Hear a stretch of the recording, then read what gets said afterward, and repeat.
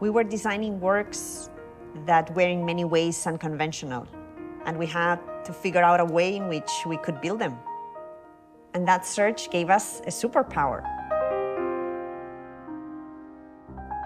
We learned so much from the works we did in Galicia, like the 𝘗𝘓, where we were the contractors as well as the architects. We took a lot of risks, but then we were free. We knew how to build, we knew how to interpret codes, and we knew how to work with others. With the 𝘓𝘗𝘗 house, and especially with the truffle, where we took our time to build, we suddenly understood that we were great clients for ourselves. In these projects, we could dedicate luxury time doing things that we felt we needed to do in order to learn and in order to explore new grounds that were uncertain to us.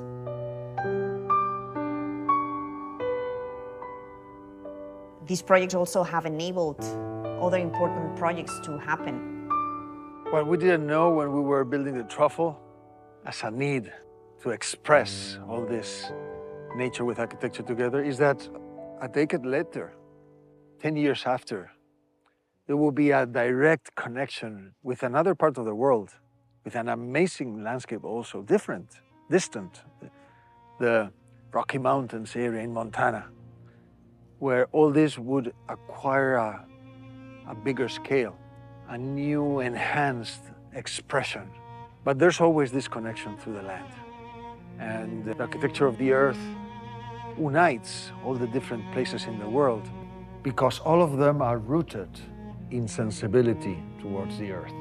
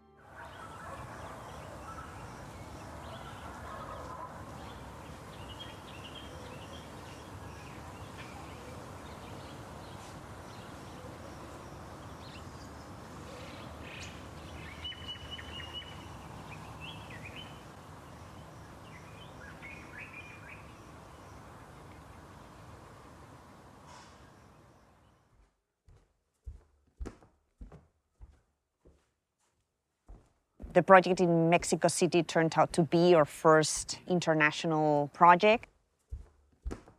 Mexico City meant a completely different dimension. It also meant reshaping the way in which we would work, where we would need to, of course, collaborate with other teams abroad. We also moved part of our team to have a very direct experience in the construction. And therefore, it was challenging, but also an invaluable experience. It was a great learning curve for us.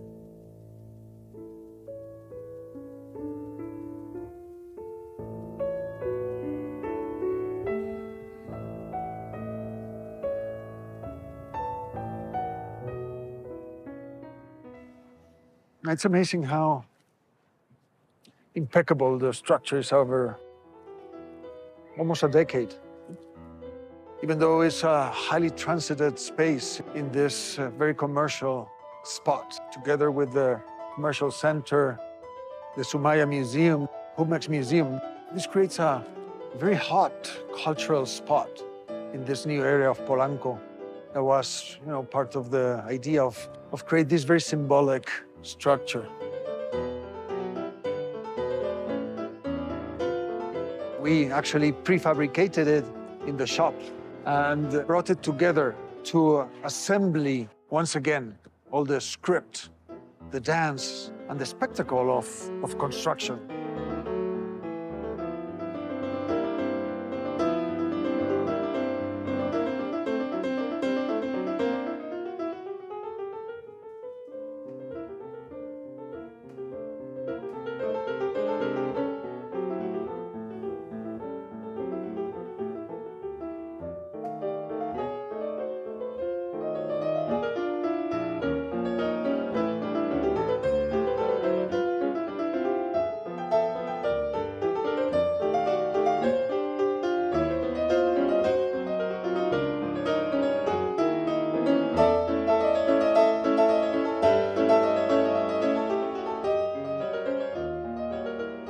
The order of this structure is precise, is mathematical, is very physical, but it's not symmetric. Every of these skylights has a different configuration, and the light dances with the space.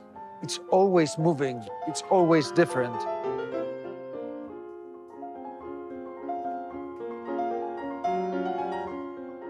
We also painted it black to make the light presence, breaking all this darkness. This being so open doesn't require a lot of illumination.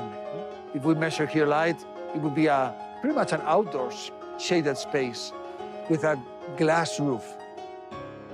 And you can see how the light is moving in its different parts of the structure.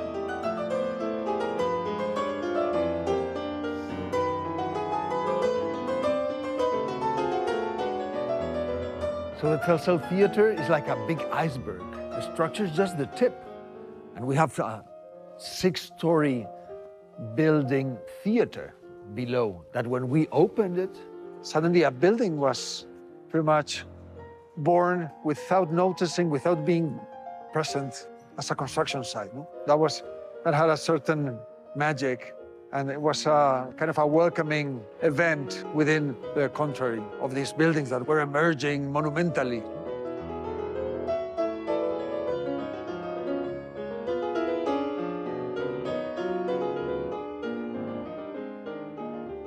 The height of this structure it's kind of a double height lobby, but the presence of all the weight, the light, and the architecture that contains makes this little canopy being much more monumental than a huge tower or a huge museum.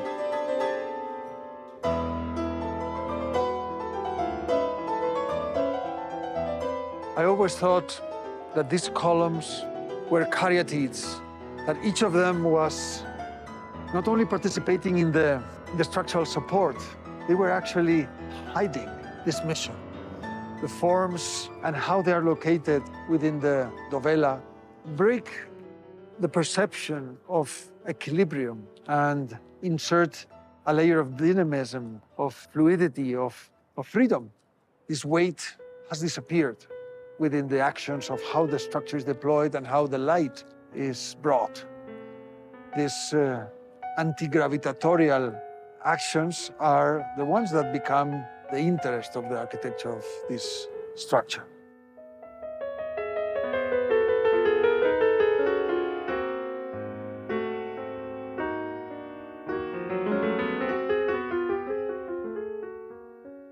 All the rain water will drain and will come through this canal to the ground.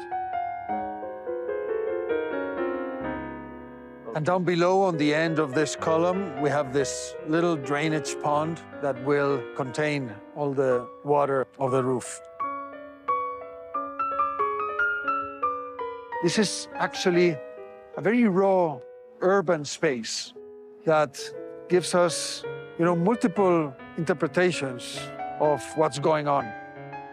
And the climate of Mexico allows to be open, to be exposed, and to be part of something that is not about confining or enclosing a lobby.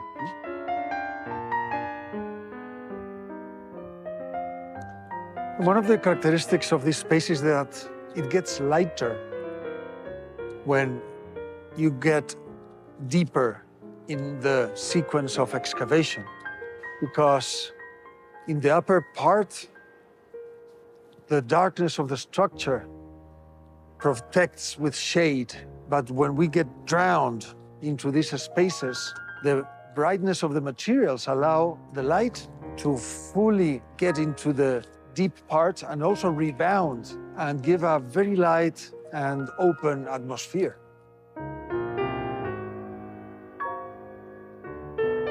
And the deeper we get, the structure are seen with a completely different perspective.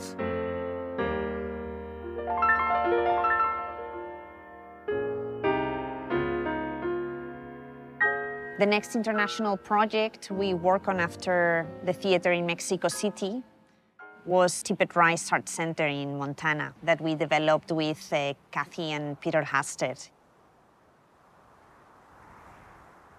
Here we go from working in a small urban garden to working in the immensity of plot of land that they had acquired to build their art center. When we were looking for a place for the art center, we looked in a lot of places, and each time we found a place and we envisioned what the art center would be like based on that place. When we finally found this, which is the most beautiful of all of them, and the most practical and the biggest, and gave us the most autonomy, I think because there's no zoning in Montana, and we could do what we wanted, so that we had everything we loved in one place. And then we set out to actually have the art imitate the land. If we'd had a different place, we would have had different art. It's very raw, it's very powerful, it's very elemental, and we were thinking about architects for Tippet Rise.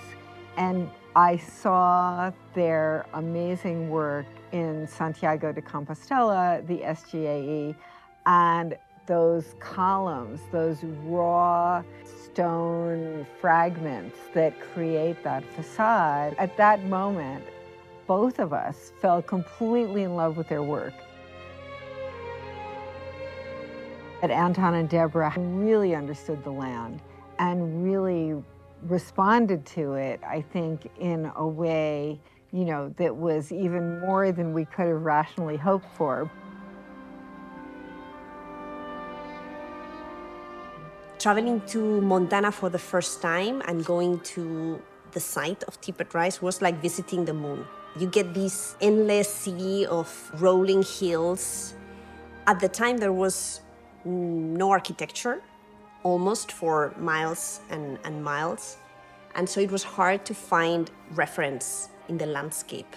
It was amazing to be lost in the middle of the landscape, and where the land and the sky are like these two pressing planes, and you are there in the middle feeling absolutely small, right? And then there's the silence.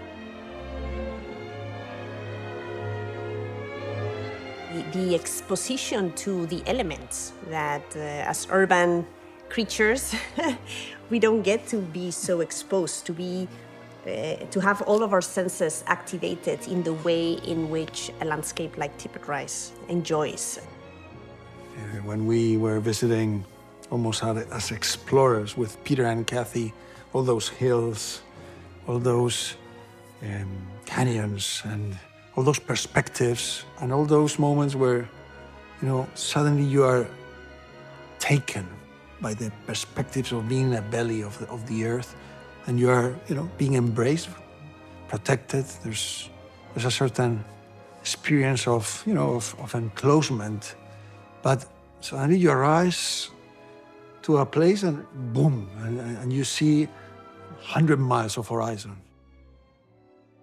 But you look backwards, and And there's another different horizon there. All these surprises, I think Tippet Rise Art Center has transformed them into artistic actions and experiences.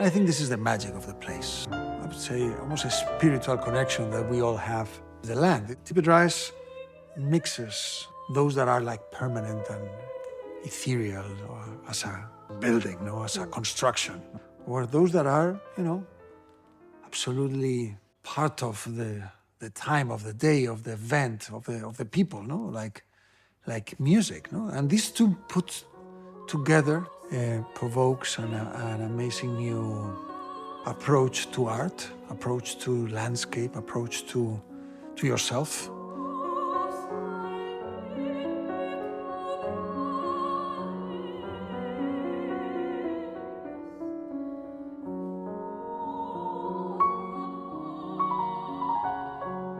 When we met Kathy and Peter, it was surprising to hear a client speak not necessarily about the achieved project.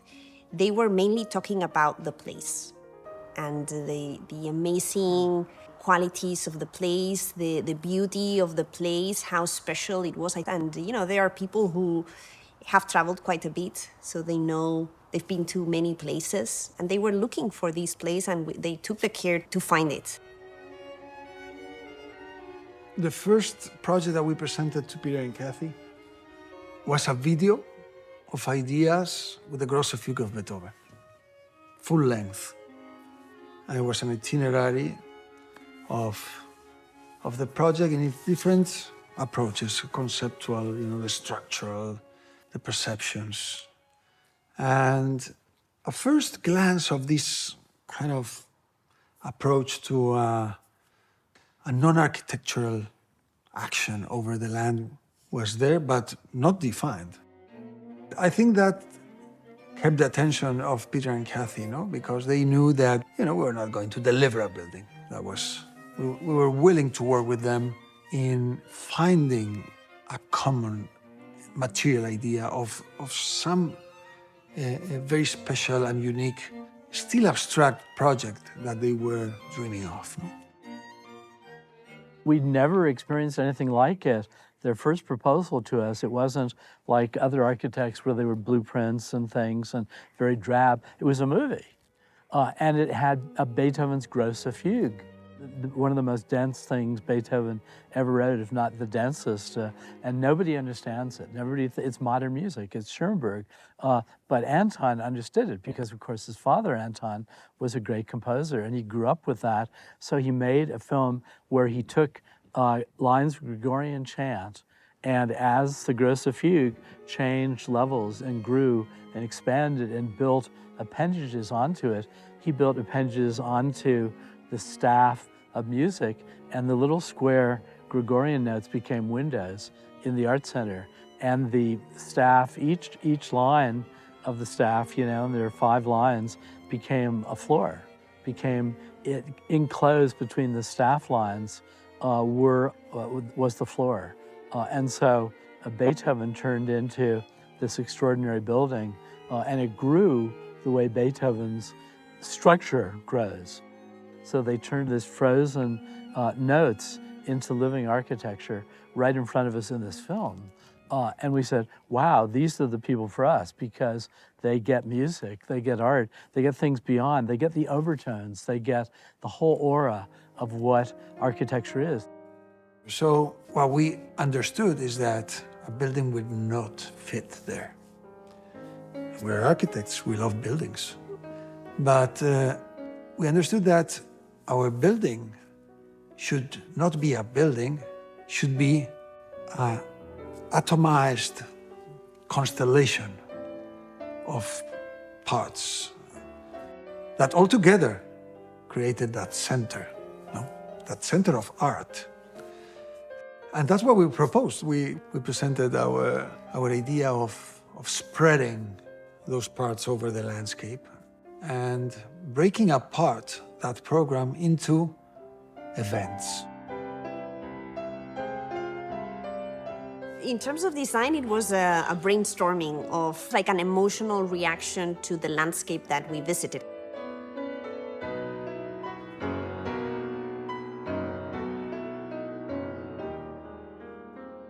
The portals, those are the doors.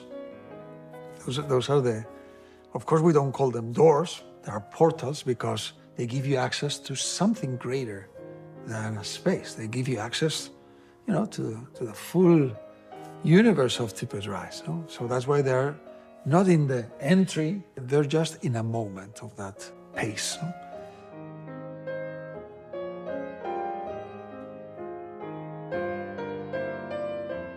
And Domo was conceived as an early domus, as a home, or dome, or as a cavern, kind of an early, a very primary room, no? The first room, the original room. I think thinking about Tippet Rise and thinking about the land and thinking about what time feels like at Tippet Rise, I think it made us think about the art and the architecture and that place where architecture, land, sky all meets.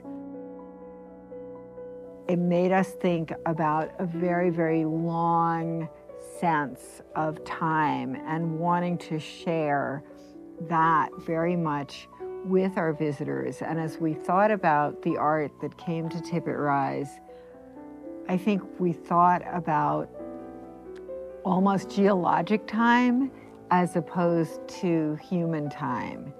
And this work of Antón and Deborah's really, I think, captures that sense of humans and land somehow being able to work together to create something that feels both like it's been here since time began, but also that it will be here as time goes forward into a future that is so vast that as we visit this piece, for instance, we feel that we're, you know, in a sense, that little speck that's part of this universal time in a really wonderful way, in a way that ties us both to nature and human imagination.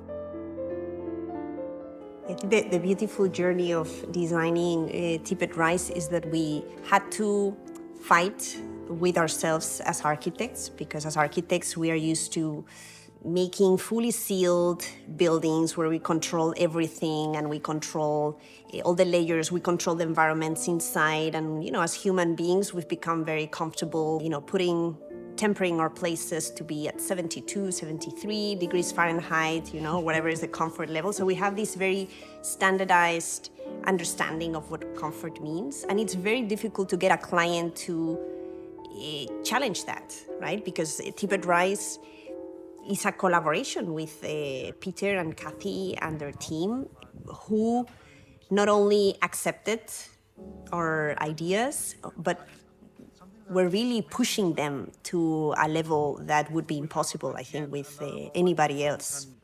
Shapes, there was only the balance, the coloration, and the adherence of some of these stones. And in the bigger scale, we will have bigger stones thrown into the rock.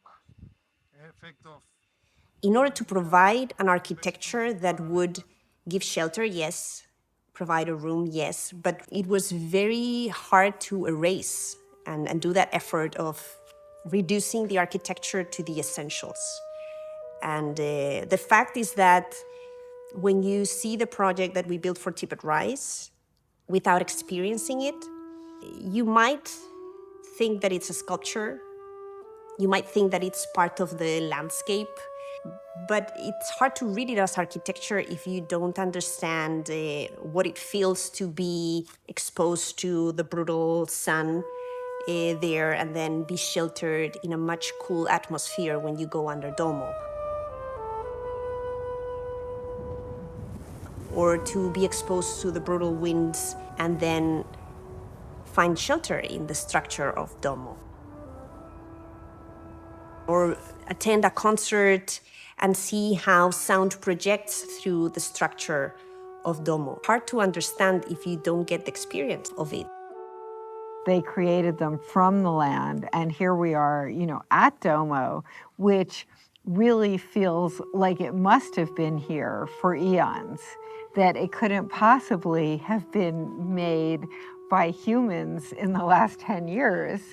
Some kind of cave that existed when this was an inland sea, and that somehow as the water receded, this was revealed. And I think it's that incredible sensitivity that Anton and Deborah have to the land, creating the forms from the land itself. They've sewn the incredible spires, the bear teeth, the pinnacles that comprise the Beartooth Mountains. And out of that, they grew the structures at Tippet Rise. The rise of those pieces tries to metaphorically connect to the place in a geological way. Beartooth Portal somehow homages the Beartooth Mountains, that is where the Rocky Mountains plaque and the continental North American plaque collides, and they create this kind of formation just by, pushing each other as tectonic plaques. So we wanted to make that symbolic and physical connection with the place. No?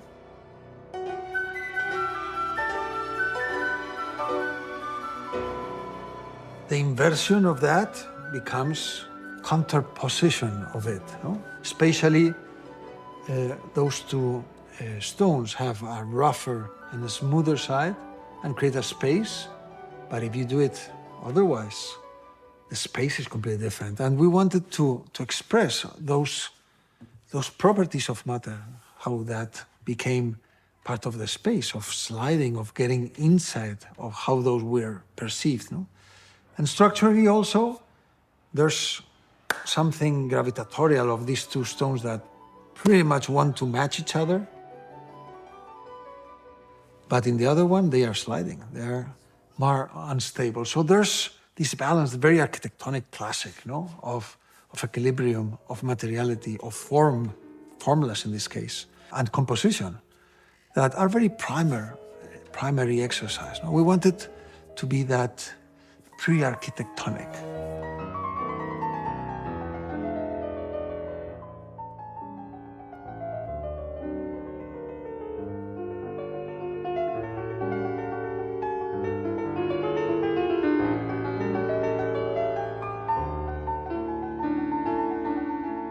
The construction method matched the uncertainty of being cast through the earth, and therefore part of the earth, with the ingenuity of being a highly precise engineered 3D scanning in different models.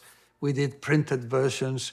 We knew exactly where we need to rig, to lift without, bending it. This is architecture that has to match the technique to make these freedoms. When something is on earth, it's part of the earth. But when you are tilting it and suddenly you put it on balance, in equilibrium. That's the birth of architecture. That exact moment, that connection between those two masses. And that's their own equilibrium. Of course, after it's rooted to the ground, there's security measures, there's pins, there's reinforcements. It's gravity what puts those pieces together. And it was gravity what made us celebrate that birth, that act of creation. And that's an instant. Yeah? One of our mantras is that how we build is as important as what we build. And so, in a way, in a work like Tippet Rise Art Center or any other work that we do, the construction methods are not unplanned. I mean, actually, we think very carefully about them. They create a balance between what makes sense from a technical, economical point of view. So it really has to make sense and work and make the ideas possible. But also they have to fit the concept of the architecture. And in the case of Tippet Rise Art Center, these structures are casted on the land. They are casted flat because they belong to the land. They are born from it. So they, in a way, the land helps to form them, to create them, right? And we just extract them, discover them to produce the space.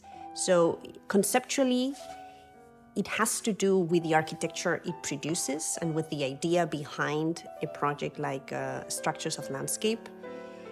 But then it makes total sense economically because it's much cheaper, much easier to cast these things flat, let them cure for 28 days, and then just reduce the more challenging maneuver of lifting them and putting them, erecting them to an instant, a moment that is a moment of greater complexity. More than weather challenges of building in nature is that weather rules. And mostly when you are in a continental mountain climate, every day could be any of the 4 seasons. You can wake up on January and it's sunny and suddenly all the snow has melted away. Or you could be in the middle of the summer, in late August, and wake up a day and, oh my God, you have 4 feet of snow. And that during our construction process that included a lot of life and interactions there and a lot of time. We were part of that construction system. They were rigorous and precise, but they were over and all the time exposed to those moments of uncertainty that were given by, things that were occurring, the toolkit, the weather. So we tried to make a reverse architectural process, trying to forget what we knew, try to get rid of architecture, try to erase. And that included forgetting about geometries, systems, forms, typologies, crafts. I mean, get rid of all that. I think that we failed because architecture is so powerful that it comes to you. I mean, you cannot get rid of it. And domo, typologically, it's a dome,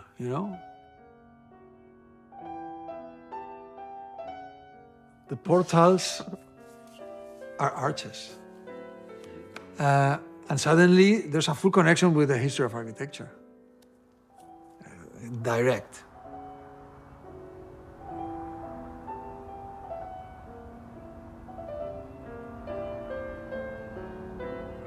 For me, inverted portal is this incredible opening into another world, and Beartooth is almost that door that isn't quite open and you're not sure you want to go through.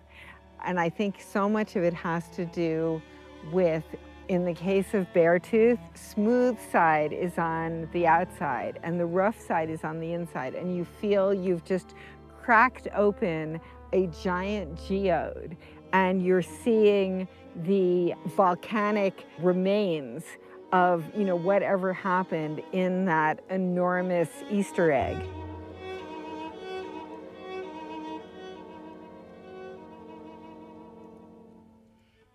You have that sense that once you go in, you're kind of in a space that you want to both stay in, whereas inverted portal, to me, I think because the smooth side is on the inside, you just glide right through into that other landscape.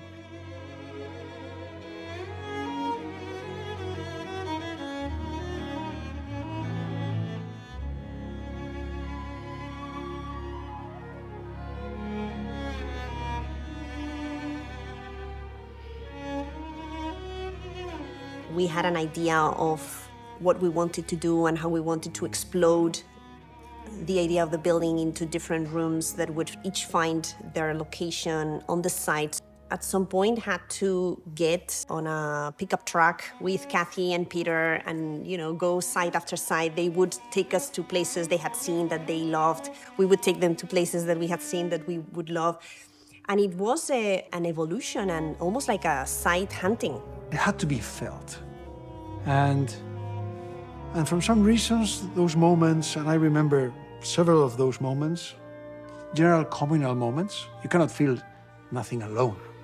You have to feel it with others. And I remember we were in some places and we all assumed it has to be here. And that was totally precise.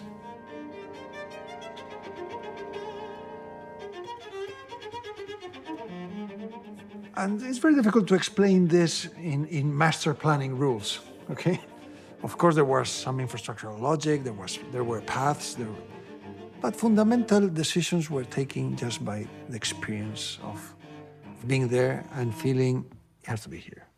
Yeah, and the relation of the parts. So it was very important to create this constellation where each part of it would have a very intimate relation to the place and would be in balance with others. And also to provide a guide map, a map of references that didn't exist, that would help this navigation of the site for visitors. There had to be these relations that were very, very sensible. Yeah, and remember that initially we said like a very easy thumb rule. We don't want the pieces to see each other, We have a vast territory, let's keep intimacy, visual intimacy. But suddenly we understood that those visual distant connections were amazing, Like being within the gravitas of a piece and knowing in that direction, that little pebble that is there, it's kind of a magnet from afar. But all of them, they are part of something greater. And I think that greater equilibrium is the center of the art.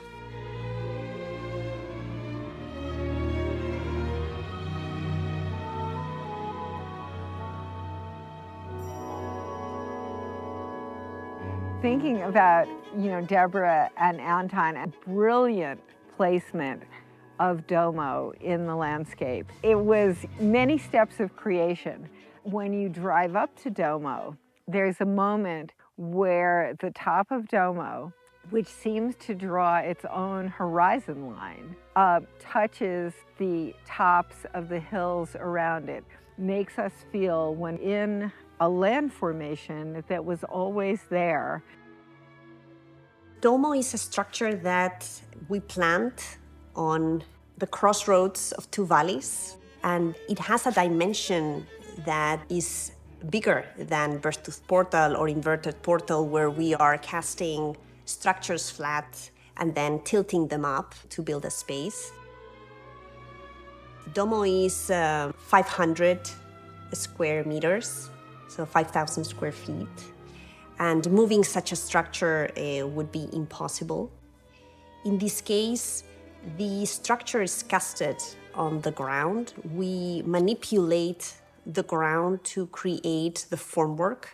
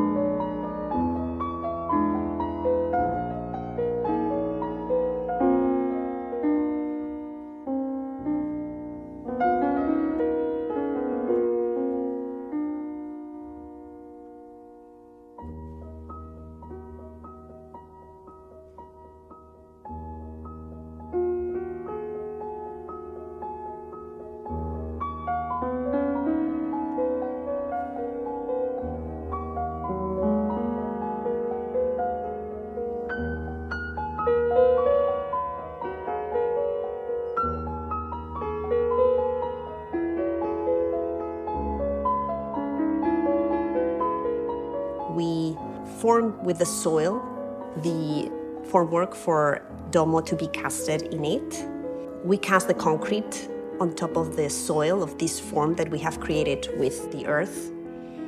We let it harden and we cover it with sand while it hardens, so it becomes almost like a mountain. The project disappears because in Montana and at the time when we were building in winter, it was pretty cold and concrete doesn't harden well in cold temperatures. So with the soil, we protected it, keep warmer, and the concrete would be curing. We then had to wait 28 days, more or less, is what it takes for concrete to achieve full resistance.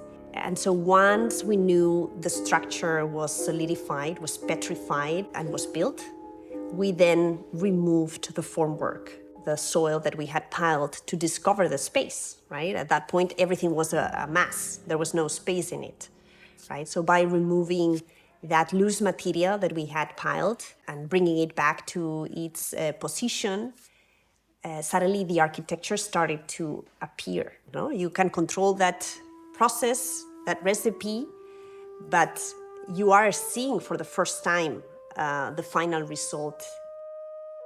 Those moments, of course, we share them with all the Tippet Rise family, with Peter, Kathy, but those are seminal moments of a building. It's like when we were 𝘠𝘠𝘬, it was all covered in gravel. We knew it was there. We knew it was finished. It was not yet unearthed. So the emotion of digging out what we knew, we couldn't do nothing to make it better or worse. It was already made. Those moments are really, really emotional. Yeah.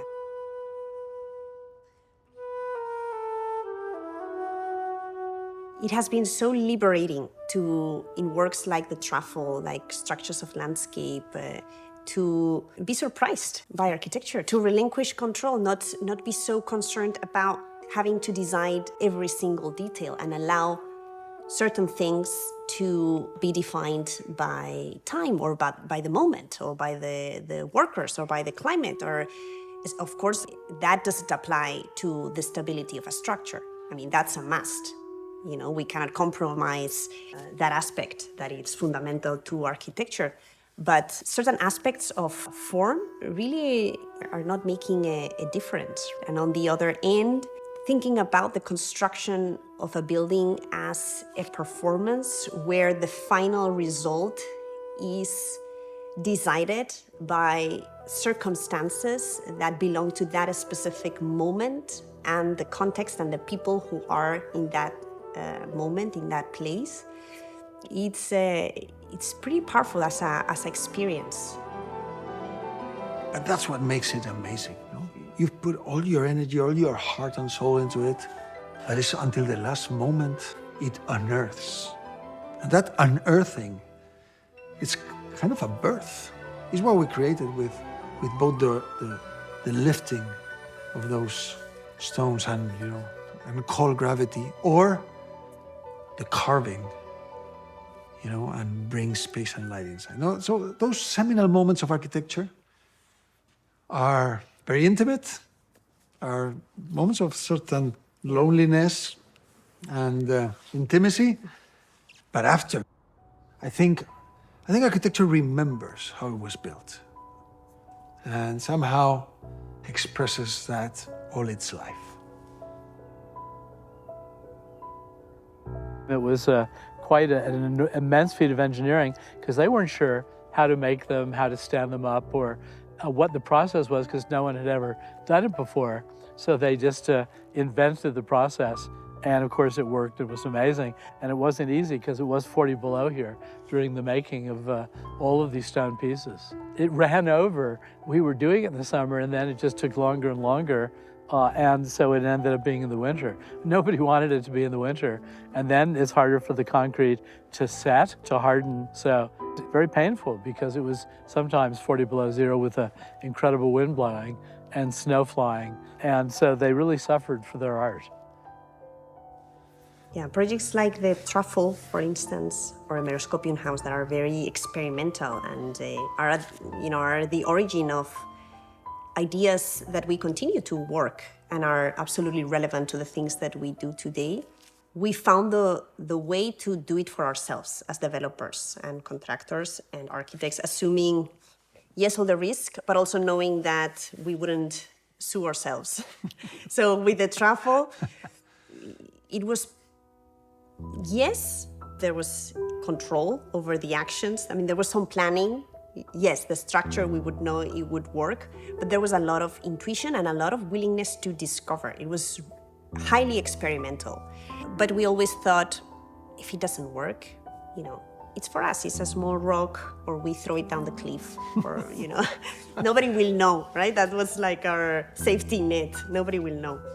With Tippet Rise, we have clients, right? And although they're brave and they're super encouraging and they push us to the limits and they become our allies, there's an added responsibility. And it's a building that it's not just for ourselves. It's going to be out there. People are going to use it.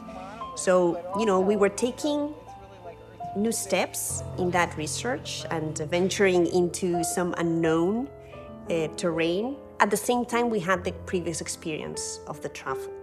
So there were things we were already under more control, and others that we were still willing to explore at a different scale that Tippet Rise is, right? So there are always, of doing this type of works, we bring with us the know-how and experience, but we don't want to get comfortable, right? And in a way recreate ourselves with what we've already done and repeat the truffle n times and repeat a structure of landscape n times. That would be an easy task because we do feel there's a potential there that we have not fully explored. So we keep, working on the same topics and it's endless.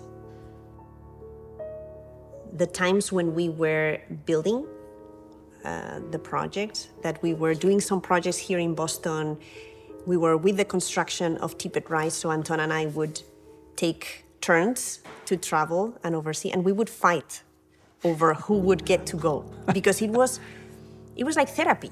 I mean, we would go, and yes, we had to work many times at night. We didn't know, we would plan a trip of maybe a week, and we would have to stay 2 because it snowed, it rained, nature ruled, and the climate was dictating the pace of construction. So it was very difficult to plan, but it just felt like a different world.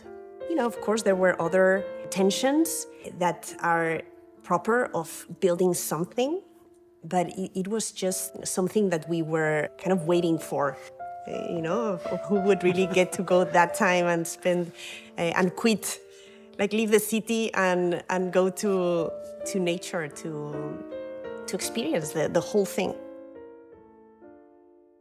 Working with Antón and Deborah, they're absolutely brilliant in the work that they create, but they're also, very, very thoughtful of and mindful of and connected to the environments in which they work in and build in. They create things that are very, very creative and intellectually challenging, yet they physically work with their projects in an amazing way. And, they were right in the mix, getting dirty. I mean, I think it's either inverted or bare-tooth portal, but the day the concrete was getting poured, it was a super windy day, so the pigment's basically blowing right back in their face. And they're just right in there, making sure that they're getting sort of the texture and the pigmentation and color that they wanted.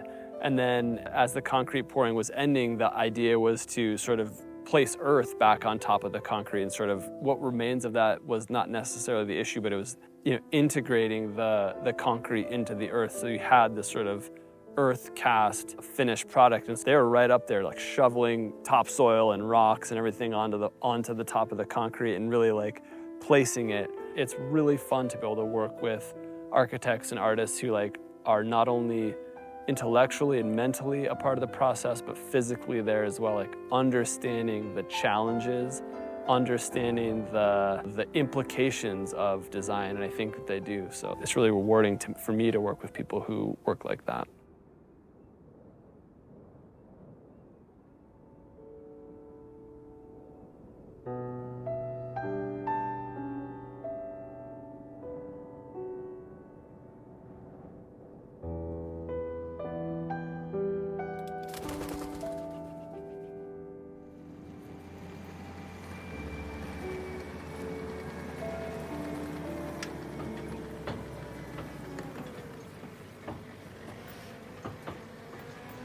One of the components of the 𝘠𝘗 Folds project, the 𝘠𝘗 Canvas project, was to create a stage up at 𝘠𝘗. We use 𝘠𝘗 as a space for concerts, and we wanted a stage that would look as one with 𝘠𝘗, a part of the 𝘠𝘗.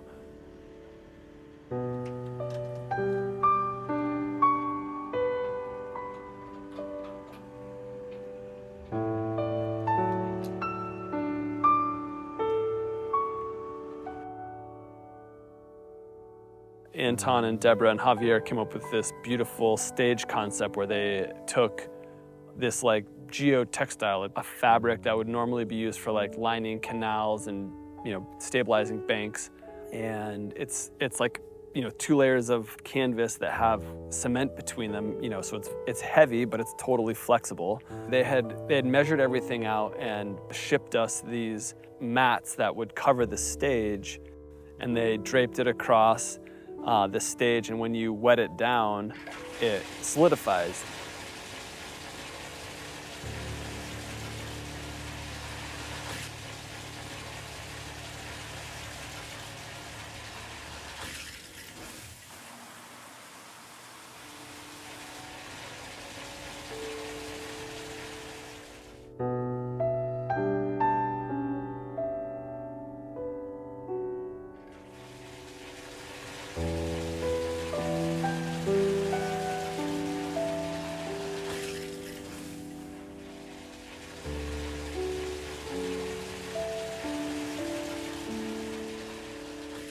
So they thought of this amazing cement carpet where you just add a little cement to a carpet, then add water, and then it freezes. But before that, you can put it in any shape you want, and they would put it over 𝘠𝑗𝑠𝑑𝑒𝑟𝑗𝑠 chairs and really very classic furniture, then freeze it and remove the furniture, and here we're sitting on them with no chairs under us.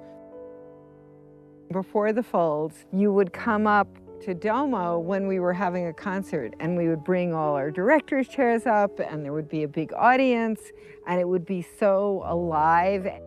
When the concert was over, all the directors' chairs would go back down, and when there was no performance, 𝘠𝘗 felt a little bit deserted, and we were thinking about that experience of, being under 𝘠𝘗 on a day when there was no concert, and what could make it really feel like you were part of that structure of landscape.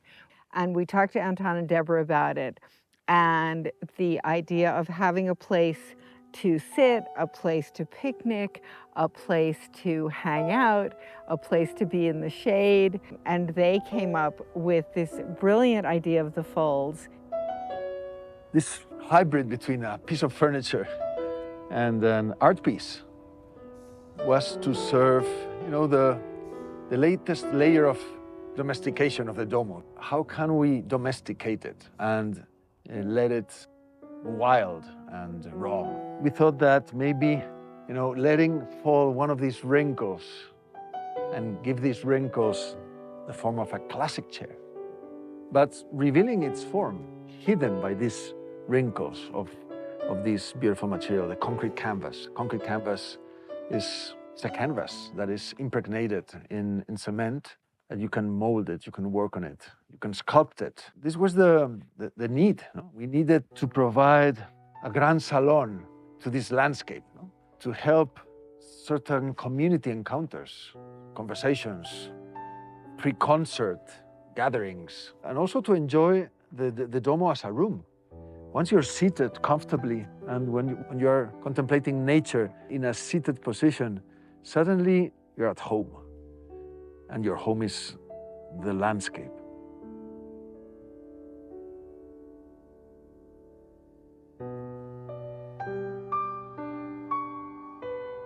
So this is a geotextile, high-tech material that wraps mountains, wraps tunnels in civil engineering.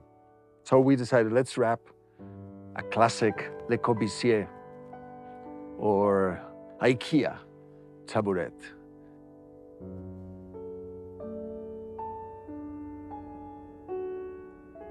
These pieces need to confront You know, the heavy weather conditions, the sun, the thunderstorms, or heavy winds. Yesterday we had a very, very strong breeze and everything was flapping. And this landscape furniture, wrinkled canvas was stiff. And these pieces underneath the shelter of Domo, together with the stage that has the same construction, the same materiality, the same idea. And this stage will allow the perfect fit and support of any chamber music group or solo or piano ensemble, and we'll create this planar difference between the landscape and where the musicians stay, no?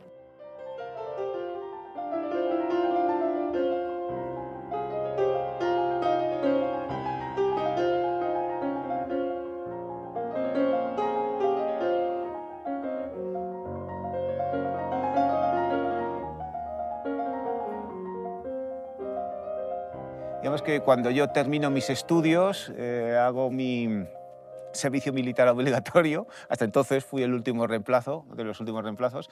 Fue cuando comencé a trabajar empezamos a trabajar con Antón. Y bueno, sí que durante ese tiempo, en el tiempo de estudio en la carrera, pues no te imaginas que vas a terminar pues haciendo cosas como esta, ¿no?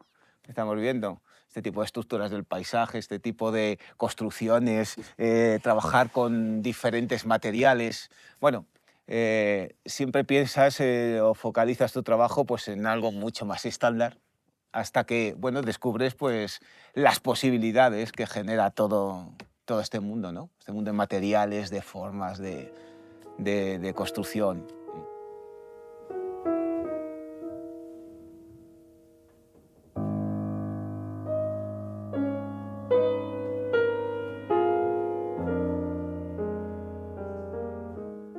We built Petrified River after we had built all the structures of landscape in the field, and we built it in Spain, knowing that those pieces of landscape were gonna travel.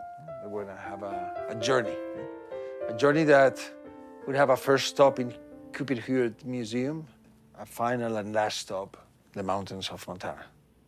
Petrified River was a project Antón and Deborah did for the 𝘓𝘓𝘓𝘓 Museum in New York. 𝘓𝘓𝘓𝘓𝘓 was having a fascinating exhibition about art and design and nature. They invited Ensemble Studio to create a work for the garden of the 𝘓𝘓𝘓𝘓𝘓. Petrified River reflects on Central Park and the rock formations and the geologic history of that area. So we wanted to celebrate the New York that had rivers and hills and a full, amazing nature that was taken away by architecture, by the urban, by the grid, by what we love about New York. When it was in 𝘓𝘓𝘓𝘓𝘓's garden, it took up the entire garden. And here at Tippet Rise, where it is now so beautifully sited, a perfect work in the landscape, and somehow makes that connection between our landscape here, the rocks and formations in New York City. Seeing it there on Fifth Avenue and having had the chance to be there when Antón and Deborah and the team installed it all night long in New York City, because of course, you know, they had to close the streets off and they had cranes and they had shipped it from Spain. So it had come in containers and parts and got bolted together, and it was just magnificent there.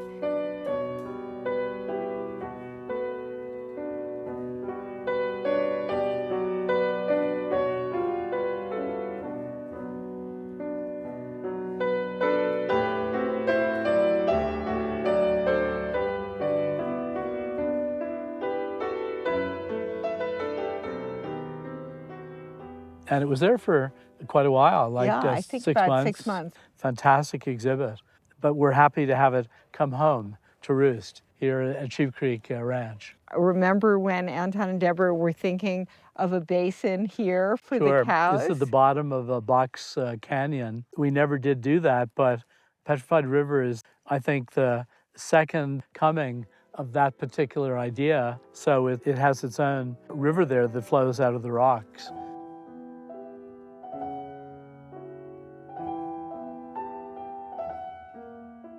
And I have to say it's even more magnificent here, relating to the Beartooth Mountains, relating to the rocks. Petrified River was disassembled in New York City and placed into containers on the back of flatbed trucks, actually, and shipped to Montana. Anton came out to walk the land with me. We planned this trip for October. Of course, when he came, it snowed a ton. And so we were exploring the landscape covered in snow, which is such a unique time of year to be here at Tippet Rise. And then, of course, now we have this, beautiful sunny fall day. It's October again, and it's just gorgeous out. So it's really interesting to be able to experience Tippet Rise at different times of year. And it does influence the way you think about sighting things. And of course, logistically, the weather is a huge factor that you can't control, and it can snow any time of year. So last October, we came here, we scouted all the different areas in Tippet Rise, and we decided that this area that is in the boundaries of Tippet Rise could be a perfect location. So we waited until Peter and Kathy joined 2 days ago, and the last touch, the last stroke was positioned by them. And I think this is the perfect spot.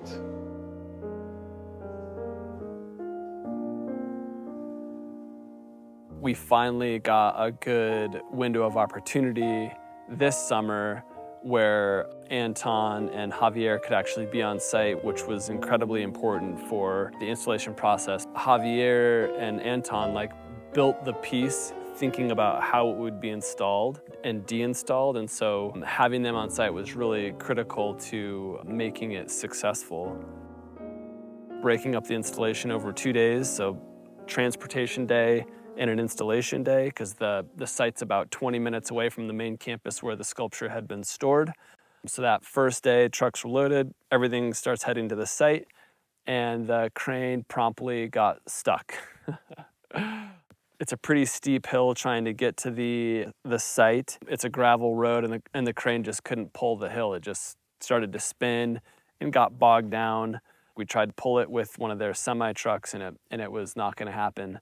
So we were lucky we had that extra day, called a local friend and excavation company, Montana, which is right here. And he, sure enough, so he showed up with his D7 the next morning, and we hooked that up to the front of the crane and were able to just slowly walk it up the hill, pulled it all the way up to the site, and we were off and running.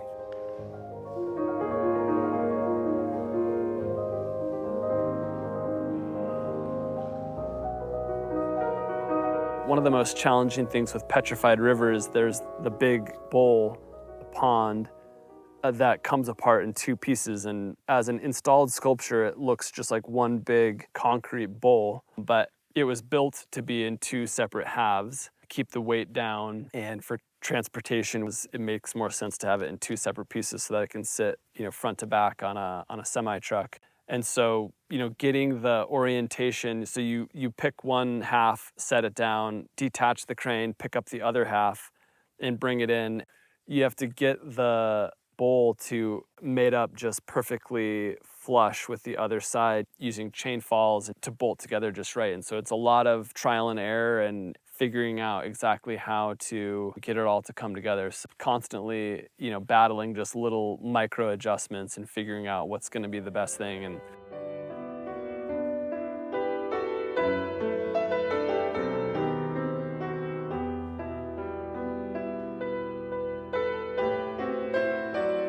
you have to run these, very, very long rods with threaded ends through the holes in order to hold it together. Each of these two parts that put together like a nutshell are 10 tons each. And they have to fit with a very sophisticated natural joint in between. And once we had all that internal reinforcement together and the conduits where all the bars were going to cross in the assembly, then we casted and we poured the concrete and mineral mix all together. The two pieces, even though they were casted in a single cast, but they were already separated by the joints that we have pre-engineered and pre-located in the manufacturing. Once the two pieces are mechanized together, we will grab them with the crane as a unit, already solidary, 20 tons, and we will try to stabilize it in its definite position. And after we reposition the mountain, so we have the bowl and the mountain already perfectly aligned, and the ultimate weight of the petrified river will maintain this in this very unstable position, and that would be the balance.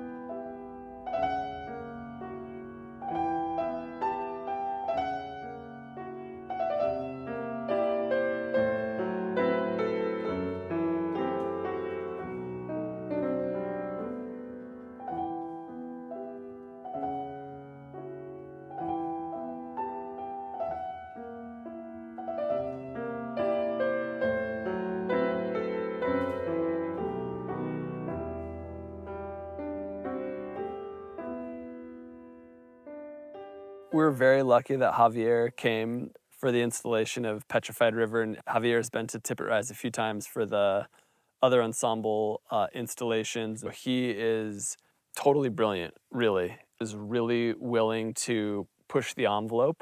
That's what Antón and 𝘠𝘠𝘠 need, and they need somebody who's willing to take, pretty wild ideas and figure out how to make them work. And I mean, Javier's, he's a hard worker. He's not afraid to get his hands dirty and get right in the mix. And he's also incredibly smart, talented, and a super funny guy. I know he loves riding bikes, which I love riding bikes. We obviously just hit it off immediately and really enjoy each other's company, and he's a great person to work with. Really fun. Javier is a very special person. He's a building engineer by training, but I don't know another engineer like him. And we think very much alike. We are really a team. And the good thing is that each of us has different talents. In the case of Javier, he never says no. He's really an artist in his job, but he's always on the side of, safety and building well and understanding materials and understanding the machines, the equipment that we use. And now the last thing is that he's designing those machines, which is just incredible. He's amazing. El por qué siempre en las acciones estoy trabajando, estoy actuando, es por dos motivos. El primero es que me apasiona. Diseñar, proyectar sin tener la experiencia de construirlo con tus manos. Para mí es fundamental. A la hora de diseñar, construir, eso te da una amplitud de miras, de conocer las posibilidades de cada material, etc. Esa es la primera razón. La segunda, eso me genera muchos problemas, de tiempo principalmente. Me gusta que las cosas se hagan como yo quiero que sean o como yo las he diseñado. Y aunque parezca mentira, los demás no lo van a hacer igual de bien que lo hago yo. So Javier is a master builder. A normal day in Javier's life could be doing a structure in concrete in the morning and in the afternoon building a prototype or a chassis that includes all the plumbing, the electricity, the HVAC, solar systems. He owns all the technologies that are part of a building. When I joined Ensemble Studio, Antón and Deborah were in Boston, so my first approach to the studio was meeting Javier, like working in the construction site, following him, showed me all the construction details, and I learned a lot. He always has in his mind the last screw that is going to be placed in situ and how this is going to affect the design. For me, it was a great opportunity to understand what is a building. You cannot design if you don't know how to build it. A petrified river was my first approach to this kind of architecture of the earth. We did tons of models. My work here was just to translate that model, scale it up to the 17 tons river and the 20 tons wall. There is a lot of engineering work, test of materials, stretches, energies.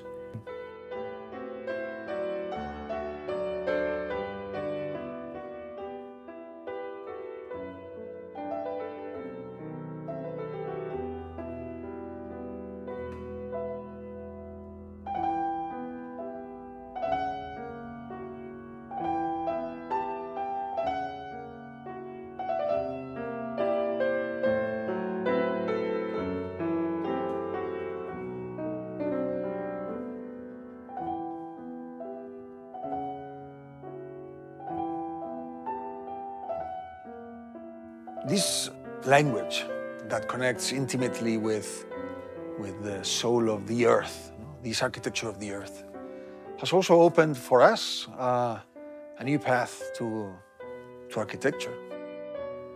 We have adopted, by studying the freedoms and the logic of the earth, we have adopted some paths and some patterns that we observe from the geology of the place that here is so present in Tippet Rise. We found a lot of beauty in the raw nature that we experience here, and we tried to infuse all this beauty and rawness to the constructive materiality of our actions that are not natural, are built, are constructed.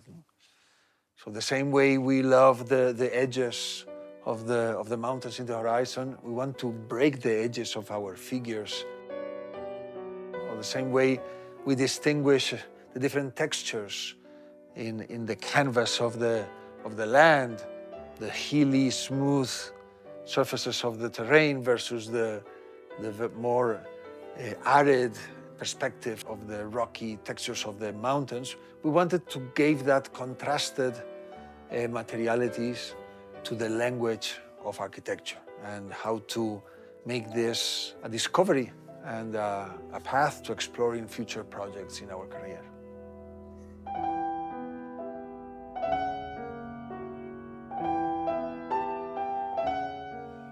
I think working as architects in Spain and working with low budgets but having high aspirations, this made us try to be ingenious because we didn't want to discard great ideas because of money.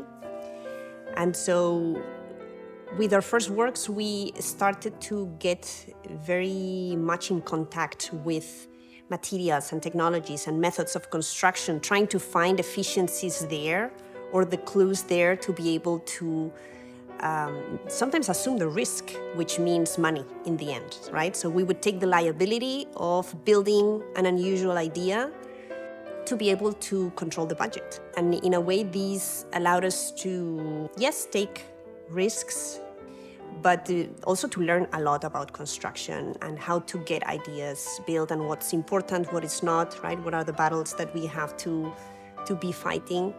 And so that also gave us a contact with materials and systems, a structure, a knowledge that now it's part of who we are as architects and how we think. But we also trust a lot the instinct, our hands. Usually we try to rationalize everything as architects, as technical people. But when you think with your head, with your brain, and you think with your hands at the same time, and you allow more senses to come into the action of creation of design, not only I think, and we've realized it produces much better results than when you're trying to control the variables, but it's also much more fun. Aquí damos la vuelta.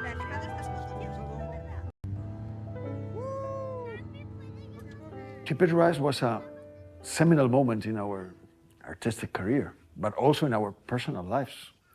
My mom was very excited to go together with my dad to the inauguration of Tippet Rise. Unfortunately, she passed days before and she couldn't make it. My dad was not going to come, and we convinced him, and he made a great effort and he joined. Together with Deborah's mom, Javier, all our children, all the family, we went to Tippet Rise to celebrate this very, very special moment. To meet also Peter and Kathy that had commissioned my dad the Tippet Rise songs that were going to be premiered and to inaugurate our architecture spaces. So that was a very special moment.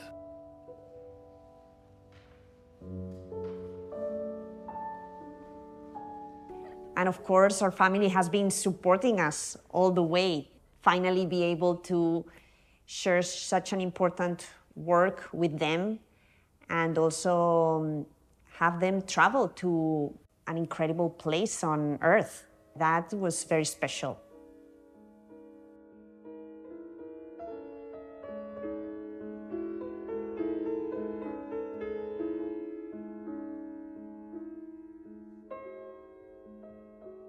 I remember my dad played a grand Steinway under Domo just to prove the sound and the acoustics. Really, really touching and extraordinary.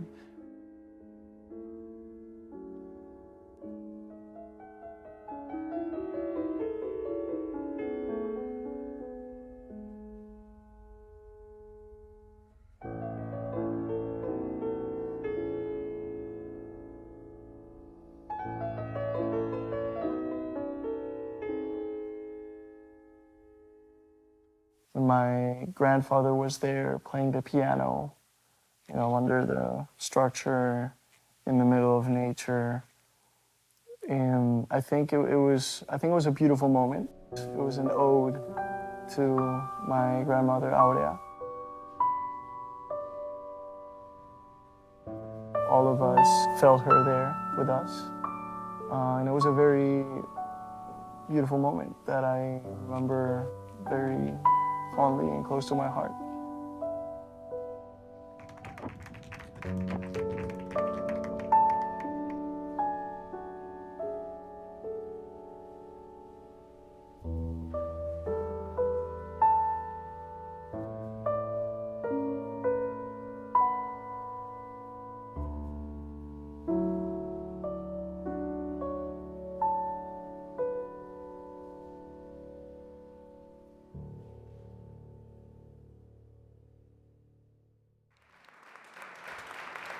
Tippet Rise songs that were performed both in the barn, in a perfect acoustical conditions, but also in Domo, in this amazing but imperfect relationship with nature, where the experience is completely different, but the music and the space and the land